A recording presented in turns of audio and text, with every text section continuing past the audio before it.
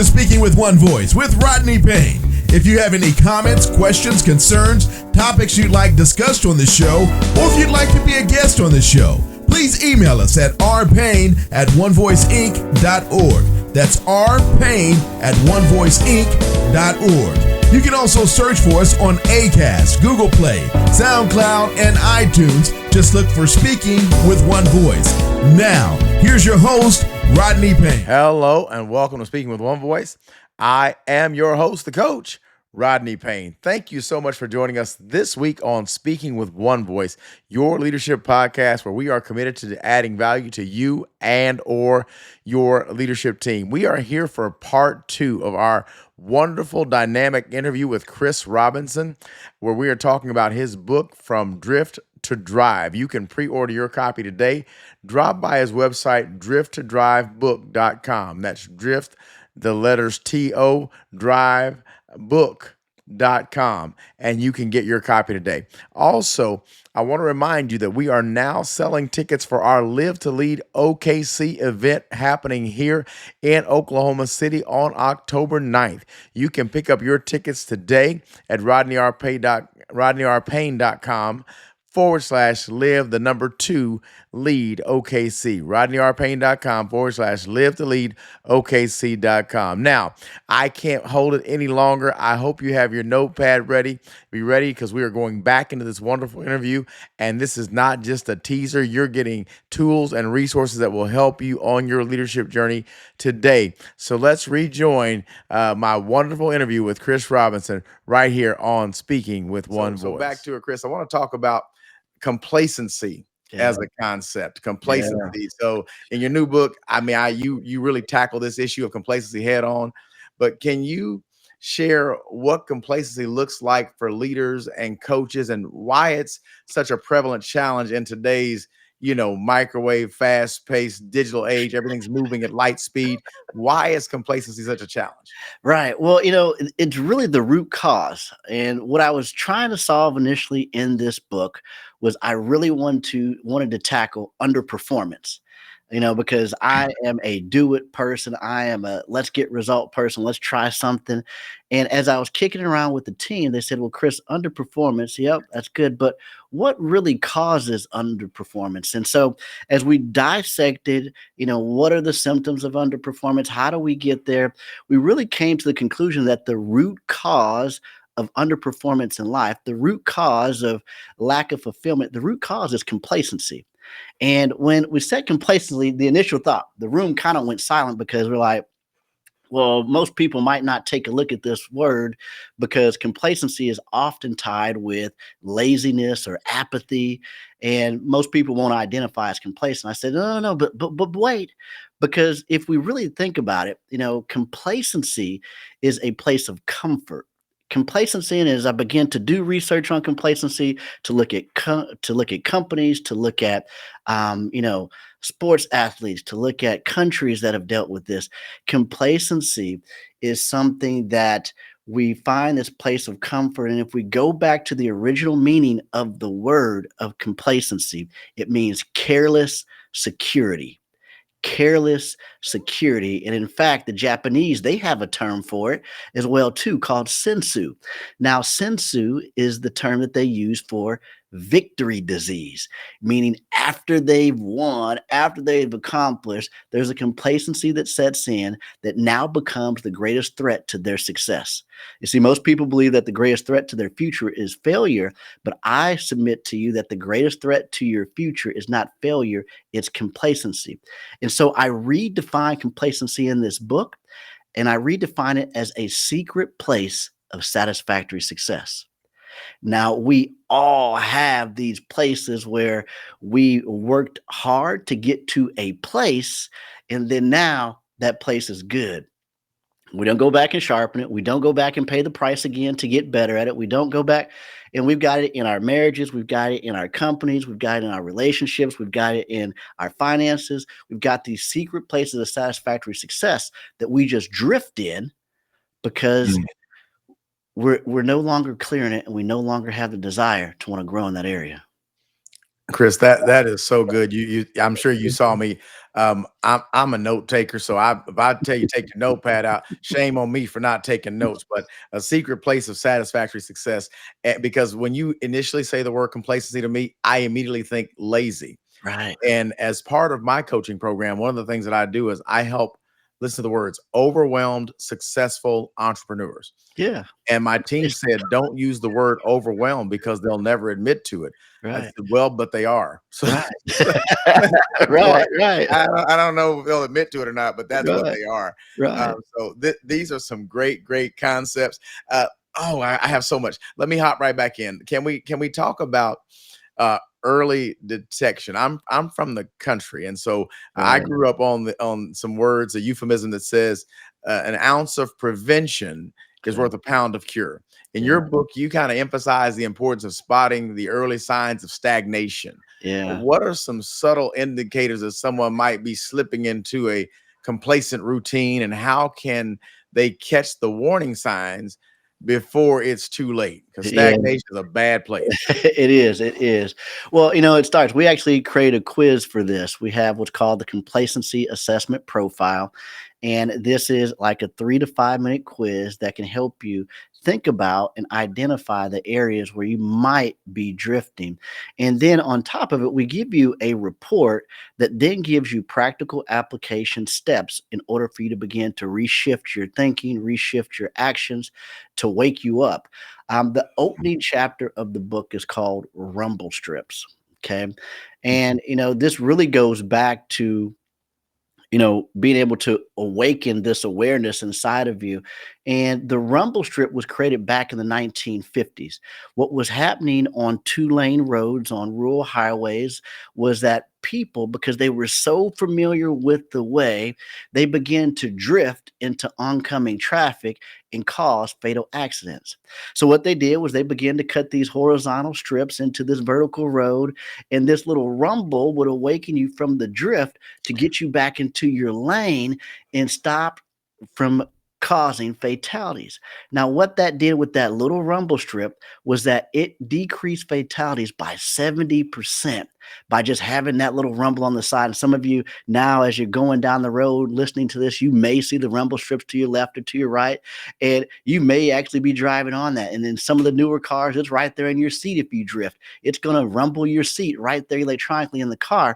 And so, what you want to do is you want to pay attention and begin to create awareness around these areas where you may hit a rumble strip. And so, hopefully, with the assessment, we become that rumble strip. Hopefully, with the words that we share, we become that rumble strip. Hopefully, with the book, it begins to awaken these areas where you've just been average, where you say, hey, this has been good enough. But you have to think about the words that you say. Words like, well, it is what it is. That's a sign. Well, this is the way that we always do it. That's a sign. Well, anytime that starts to come in place, you may be drifting in that area. And so our job is to be that rumble strip for you to get you moving again. Wow, that is so good. So good.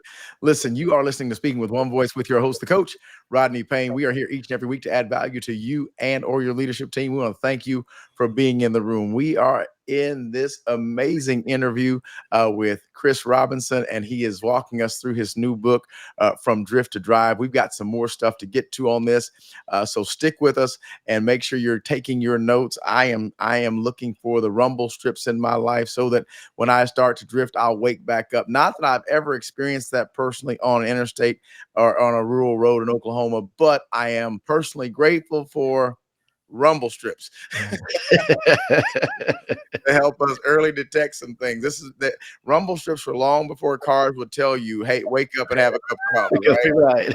And so now, Chris, I'm spacing this out as much as I can, but I got to tell you, I'm having a good time. But I am a framework person. You Yeah. remember we had Carly Fiorina talk about leaders solve problems, and she built a beautiful framework, and that inspired me. So now a lot of my business is in dealing with frameworks. You talk about a 7-step framework. So your transformative 7-step framework is the key aspect of the book, basically. So can you give us kind of a sneak peek Yeah. into what this looks like? Explain how it works to empower your Yeah. clients. What people understand, you don't just lead a business. You've had clients for a number of years, have a very successful business. Yeah. Let's talk about this framework. Yeah, so this framework is 7 steps. Now, what I wanna do is I wanna always give the 7 steps. Like, I'm not gonna be one that's gonna be like, "No, I can't," I'm gonna give you one and buy the book. No, no, no. I want these 7 steps known. I want these 7 steps implemented in your life because if I look back at my life in anything that I do where I've got results or success, it's because of these 7 steps. So I was able to trace back these 7 steps for everything from becoming a pickleball teaching pro to becoming a certified member to, anything that I do, I can trace back to these 7 steps. So if you're trying to go from drift to drive, if you now have hit the rumble strip and you say, you know what, there's an area in my life that I want to grow, you can follow this cycle, this framework over and over again in order to get the results that you want. The first step that you have to have in here is clarity. And when it comes to clarity, it's getting that crystal clear vision of what it is that you want. Oftentimes we begin to drift because we cannot see where we are going. And so you cannot have what you cannot see. And so the first thing that we have to do is we have to have a defined, focused, meaningful vision for our future so that we can move with intention, not just motion. So we have to be clear. The second thing that we have to do is we have to gather. We have to gather information. And this is learning purposefully by collecting insights, experience, and lessons that can be aligned with your desired direction. And so, in the gathering phase, what we need to do is we need to gather books, videos, audios, courses, and conferences that we can attend that are all lined up in a specific topic to give us the knowledge that we need in order to go and take action. But the third step that we have to do is we have to filter. All right. And so some people love, they say, "Oh, Chris, I'm clear. I love to gather information. I've got all the books on this, all the audios on this."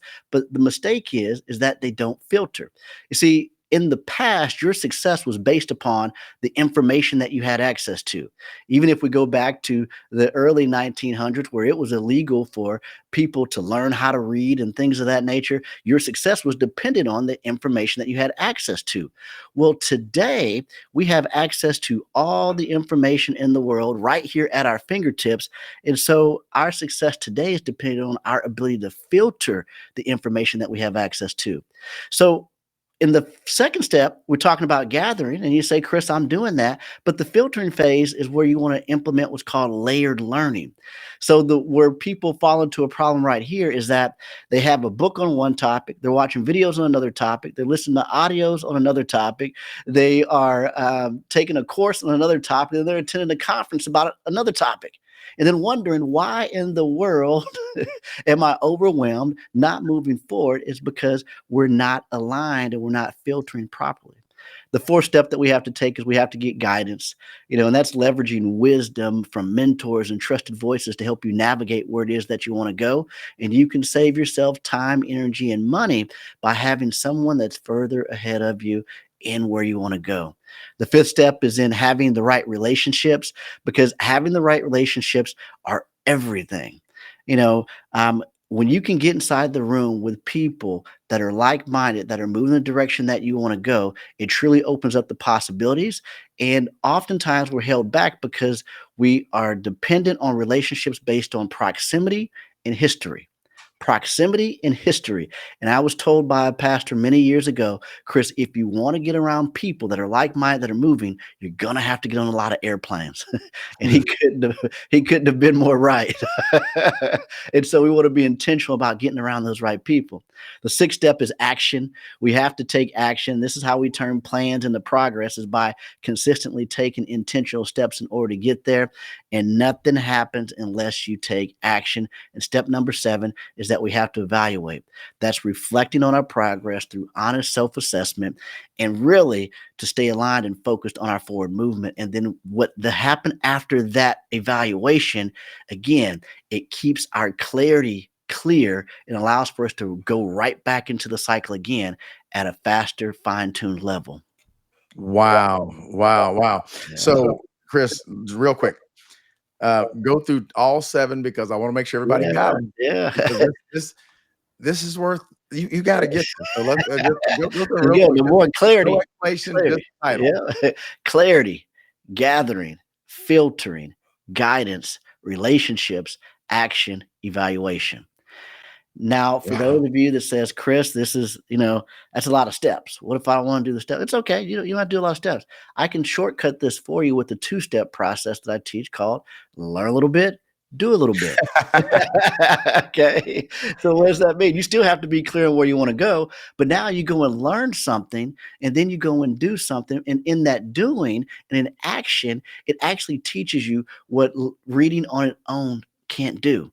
And so when you go through this learn a little bit, do a little bit process, you will make steps, even if you say, hey, I don't need to go through all 7. But I'm telling you, if you really want to get momentum, if you really want to get velocity, the 7-step framework is truly going to help you get there. Listen, you have got to get this book from Drift to Drive. You got to get it. But just as Chris is my coach and my mentor, and there is so much that you can do in defining who you are and who you serve and who you help best. And one of the things you find in the entrepreneurial space is that everybody does everything and they're good at everything they do, which is just not true. And so when you come down and you have to narrow it down and niche down to something. Chris has taught this faithful, and I've used this for myself, so I know that it works. I want to know everything I can about everything I do so that I'm the very best at it. And what happens is you spend your entire life researching and getting ready and doing nothing. Right. So Chris says, learn a little bit and do a little bit. But if Yeah. you really want to get there, you better get clear first. It's going to save you so much time. Then Right. gathering, filtering, guidance, okay, right relationships. I could spend my life there. Action, evaluation. These are 7 steps that, when done properly, are going to transform and change your life and stop you from drifting and begin you to driving. I listen, as you can tell, when I get off the phone with Chris, after I hear him speak or he's doing a lesson, I am literally ready to run through a brick wall to go get what belongs to me. Right. So Chris, can we talk a little bit about reigniting passion? See, many Yeah. people struggle to maintain drive. Drive, it's okay to get it, and if Yeah. you're in my ear, one of my clients says, if I could just take you everywhere I go, I'd be great. Well, Right. I can't help you with that. I could do it, but you couldn't afford it. So let's figure out how to get there, right? So can you help me with some practical steps that somebody can take right now, today, this moment, to rediscover their own enthusiasm, commitment, for Yeah. both personal and professional Yeah. life and what Yeah. have you? I'll give you two exercises that people can do right now, to reignite that passion.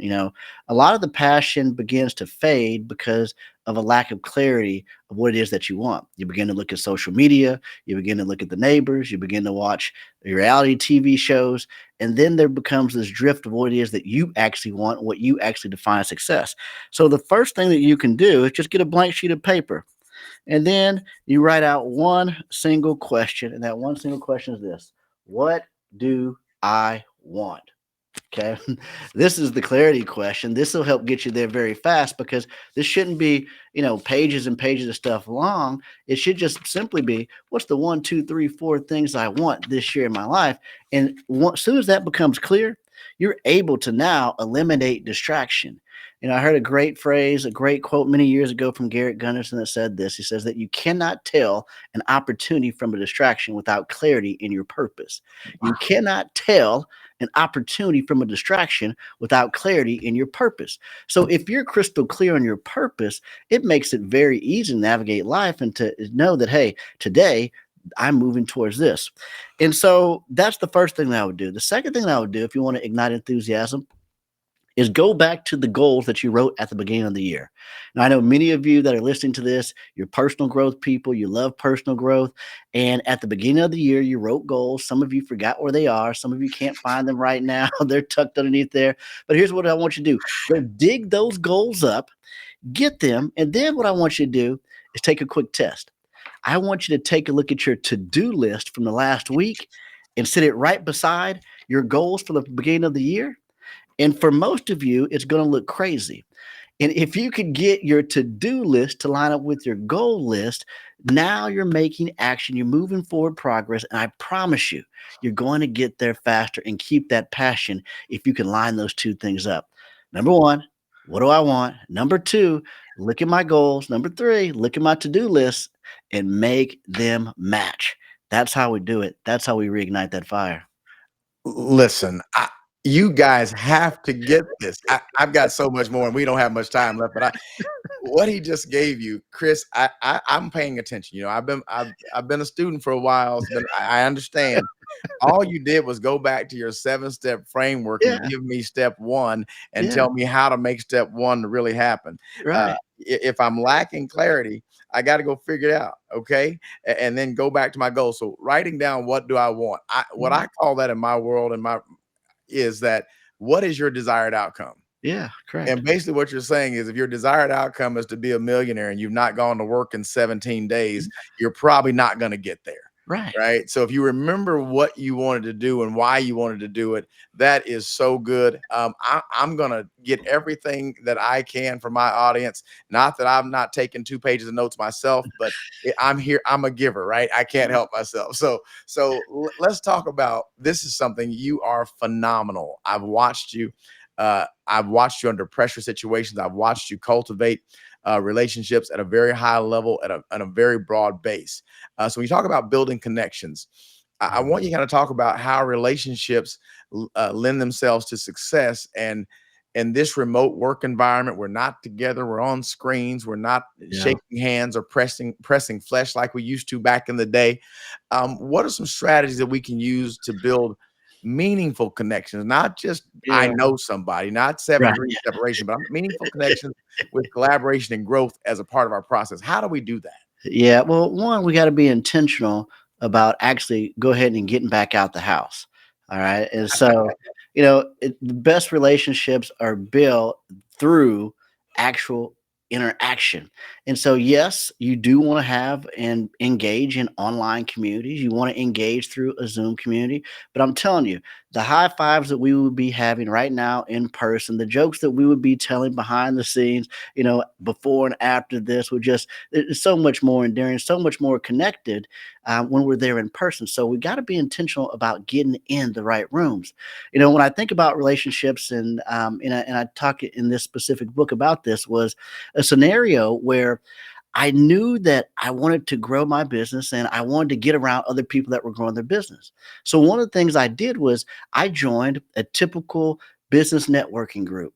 And each week we had, a group of people in there, one from each industry. We had the mortgage person, the finance person, the, Mhm. HVAC person. And we would go in there and each week, each one of us would write up on the whiteboard, what our business was doing, what we were trying to do, and everybody would brainstorm ideas and we would give feedback to that person every single week. I was there adding value, making sure I was preparing for their presentation so that I can give, insightful feedback.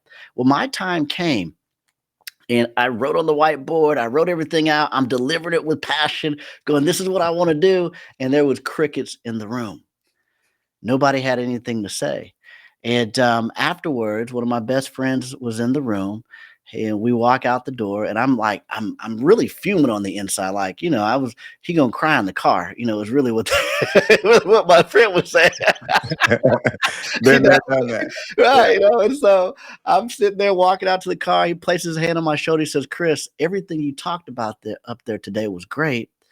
He says, but nobody in that room knows a professional speaker. Nobody in that room has any idea what you're trying to do. And he goes, I think you're in the wrong room. Mm.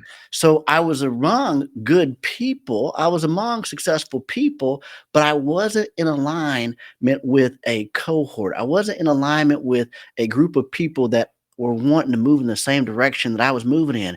And so when I came into the Maxwell environment and I got into the room with other coaches, speakers, and trainers that were trying to do what I was trying to do, it was the biggest party of my life because everyone spoke the language. We were trying to move in the same direction. So relationships are great, but you want to be intentional that, hey, I'm building relationships with peers in the same space that I'm trying to move, because just because somebody is successful doesn't make that a great relationship for you. And so we want to be intentional about forming, like they do, in the great cycling races. We want to form our peloton, which is a formation that happens to reduce draft to allow for us to go faster because everyone's moving in the same direction together. That is so good. Get in the right room, Yeah. and the right room will be filled with collaborators, not competitors. Yeah, indeed. You Indeed. wanna do the same thing. Oh, I've got so much more. I've got one more question. We're gonna again wrap this thing up, but I everything is not easy. And Chris, you've got the charisma, you got the great job, you've built the business, you've got the family, you play pickleball for crying out loud. So and you smile. I've watched you smile through all types of situations that Oh, are yeah. not smiling situations. I know that you're a Yeah. person of where timeliness matters to you a great deal. You don't believe in being late. If we give you 30 minutes to speak, that does not mean 45 because you That's felt right. good. It Right. means you feel the good 15 minutes off stage by yourself, but you That's stop right. on time. I've been there. Let's talk about navigating obstacles. So when you think Yeah. about your experience, what are some of the common roadblocks that people face when they're trying to grow personally? These obstacles get in the way, and how can we transform these obstacles into breakthrough opportunities to help us to get to our place of success? Yeah, when it comes to obstacles, it's really, I think, something that I developed and unintentionally. And it was really from a tape that I used to listen to. Yep, I said a tape that I would ride around the car and listen to. And when it comes to obstacles, it's really all about your attitude. And John Maxwell, he's taught for years in a couple different categories in communication, leadership, equipping, attitude, and relationships. And he's named me and labeled me as the person that he believes models what attitude should look like when dealing with these type of circumstances. And they always point to me as the attitude person. I think that's the biggest difference maker when obstacles in life come, because it's a choice how we respond to whatever situation. Like, it takes the exact same energy for me to be fuming upset about a circumstance as it does to choose a positive outlook and a good perspective on it. And so when life deals you something, you have a choice. Like, it's an active choice. I can choose to let this derail me and move me, or I can choose to look for the lesson out of it. I could choose to look for the laughter out of it. I could choose to look for how this can redirect me in the way that I should go. And if you can focus on your attitude in these times of tribulation or these times of stress, that's going to be the difference maker to where you're either going to be there and have a bad day or a bad 5 minutes that you milked all day. I mean, that's the difference maker. It's attitude when it comes to obstacles. Wow. So as we kind of get back into this thing and we're going to wrap it up, I can't thank you enough, Chris, for being here. But what you just said, we've got it. I want you to hear this. What you said, the way I communicate that is this: attitude is not emotion, attitude is perspective. Yeah. It's how you view it. And you can choose to revisit this 5 minutes all day long, or you can let it be 5 minutes and move on. It's really how you view that thing Yeah. that dictates your day. So um, I have I put together a little just a little recap of a few things that are key takeaways Mhm. from our time together. And we've kind of talked about these in kind of a random order, not so much sequentially, but we've talked about these concepts in your book. Do you know what I'm talking about? Do you have any idea, or did I go do some research on you? I think you did some research. I love it. I love it. So I put together just a little slide. So we're gonna look at this real quick because Okay. I want to share this, and I get to be Chris Robinson for a There we moment. go. Yeah, so yeah, I get to be. Don't you love it? I get to. So There we're we gonna go. leave that there. So key takeaways: early detection, seven-step framework, actionable strategies, empowering connections, obstacle navigation, and reignite passion. These are some Hey, things that you learned today from that man, the man, Chris Robinson, I love and it. his new book. And I'm excited. So, Chris, we got a lot of things going on with your book Yeah. and it's from Drift to Drive. I've already pre-ordered my Yeah. copy, Yes. and I want you to tell us a couple things like what I need to do to get my hands on the book. When will it be Yeah. released? Anything you'd Yeah. like to share about the book, and we'll share that at this time. Yeah, absolutely. So the book comes out September 2nd, but it is up for pre-sale right now. And so what we're trying to do is we're trying to move as many as possible in pre-sales to make sure that we hit all the major lists.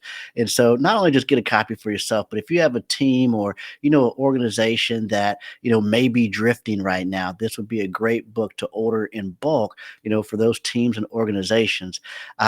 In the meantime, if you go to driftodrivebook.com, that's up there available to you. I've got some great bonuses for you. I've got a 10 module course that you're going to get access to. You're going to get the first 2 chapters of the book. You're going to get access to a behind the scenes interview with Valerie Burton, Coach's Coach. I mean, she's just an incredible lady that we did, and a couple others that you're going to get access to. So get out there, get the book today, get one for yourself, get one for your team, get it for another organization or group. But I'm telling you, this book is going to help you grow. So I am so excited and happy for you, Chris. You have been a great supporter of me and a mentor and a friend to me. And when I wrote my first leadership book called Critical Decisions Made Easy, you did an endorsement of that book, and it's a 3-step framework to making critical decisions. And so I can just see the DNA and the fiber that comes through there, and both being mentored by John Maxwell and then having an opportunity to work together over the years has been great for me. And I'm just excited about what's coming. I'm super excited that this book will be a New York Times best-selling book. You are a best-selling author, and I can't wait to get together. Listen, I'm going to wrap this up, but before I go, is there anything you'd like to share with our audience that you haven't shared thus far? No, I mean, I just want to be an encourager out there. I just want to be a rumble strip. Hopefully today something was said in a way that awakened you from an area in your life that you say, you know what? I used to pursue this with passion. Today, I'm going to wake up and I'm going to do this again. And so I just want to be an encourager today. Let's go out there and make a difference and add value. Ladies and gentlemen, Mr. Chris Robinson, my friend, my mentor, my coach, and now I'm going to say it like this. Brand new best-selling author from Drift to Drive. Get connected into his ecosystem.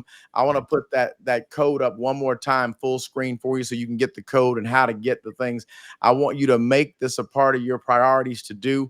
I want you to also save this episode, and I want you to go back and listen and have this to motivate you right now and to work through the book, because he shared a lot of content. He's not like most interviews where they sell teasers to make you buy. He gave you stuff to make you better right now. So, Chris, man, it has been an extreme pleasure for us to hang out, and I appreciate so much your time.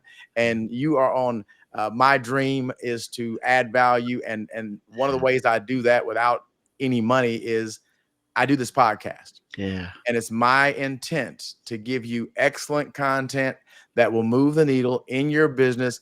Everybody can't afford to go to a conference. I have one mentor that had to go to the bookstore. We used to have bookstores back in the day where you actually get a book, and he would have to sit and read the book in the store because he couldn't afford to buy the book. Right. Yep. And so I don't want leadership to be out of reach for those who desire leadership.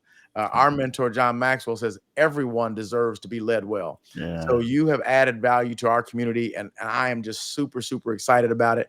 And so thank you so much for being on today. And also, are you giving up all hope on GHIA? You're good? I'm good. It's finished. It's finished. Okay. All right. Well, thank you so much. Listen, guys, you have been listening to Speaking with One Voice with your host, the coach, Rodney Payne. We are here each and every week to add value to you and or your leadership team. As always, please make sure that you are following us on all of our social media platforms at Rodney R. Payne, that you visit our website, rodneyrpayne.com, and that you get ready for Live to Lead Oklahoma City, October 9th, right here in Oklahoma City. You can get that information on our webpage. And also, if you'll just turn on your notifications, we're going to let you know via our social media platforms when, where, and how to get there. I've got early bird pricing. I've got some other things that are going to be happening with sponsorships, and I just want you to know. But listen, I am your host, the coach. You're listening to Speaking with One Voice, and it's been our pleasure to be with you. And always, as always, thank you, thank you, thank you. Until next time, my friends, let's keep growing together. You've been listening to Speaking with One Voice. Please remember to follow Rodney Payne on Instagram, Facebook, and Twitter at Rodney R. Payne. We'd love to hear from you and get your feedback, so please feel free to leave us comments. And if you would, rate and subscribe to the podcast, we'd appreciate that as well. Don't forget to set up for notifications so you can get the latest updates and social media posts and get new podcasts when they're released. As always, use the hashtag Speaking with One Voice or simply SWOV on any of your social media posts. On behalf of Rodney Payne, thanks again for listening to Speaking with One Voice.